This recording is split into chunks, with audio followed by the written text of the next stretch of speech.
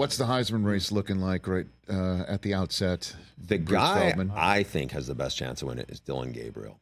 He was really good at UCF. He was really good at Oklahoma. Now he goes to Oregon, where he's a great fit for the system. The guys I talked to up there love him in terms of how he fits, his leadership, his presence. He's got a big it factor about him. He's really good in terms of like kind of elevating everybody else around him. And obviously, Bo Nix was terrific for them.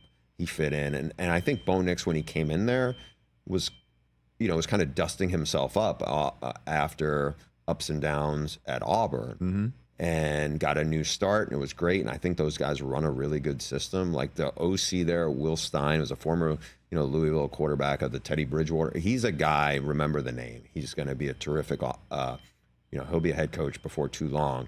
But I think they added some really good transfer guys. They have 2 really good tackles, offensive tackles.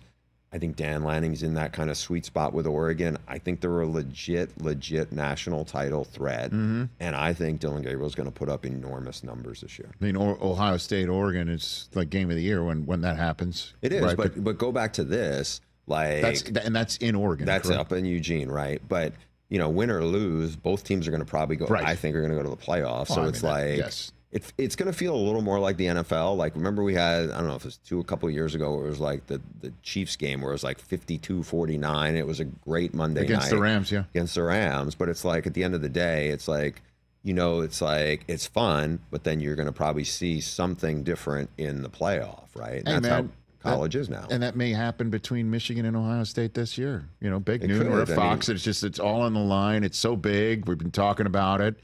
And that I can already see it. If it is 2 undefeateds going at it, that would be certainly. I think in the case of my program, the way that a lot of people are saying would be surprising. If it would be surprising to me as well. Okay, and in the case if that happens, in previous years it would be the earth stopping spinning. They could play technically 3 times this year. No doubt. I mean, and that's entirely possible, right? And so I do think there's a better chance of Oregon and Ohio State playing 3 times. Of course. I mean, Oregon and joining the Big Ten is going to be fascinating to see. We'll see if they get clipped in some spot in the upper Midwest where they normally wouldn't even think about getting clipped.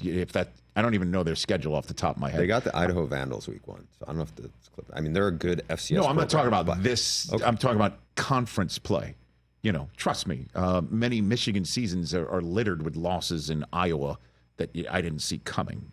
Urban had a season where it was littered with a loss against Iowa too. Right. It's like there's enough big physical people where if you do not have your A game, you could get got. I mean, Purdue got, again, Ohio State was loaded. I remember that, yeah. Was it Rondell Moore coming Rondell out? Moore ran wild. Pew, pew. Catch the Rich Eisen Show every single day on the Roku channel, 12 to 3 Eastern, for free.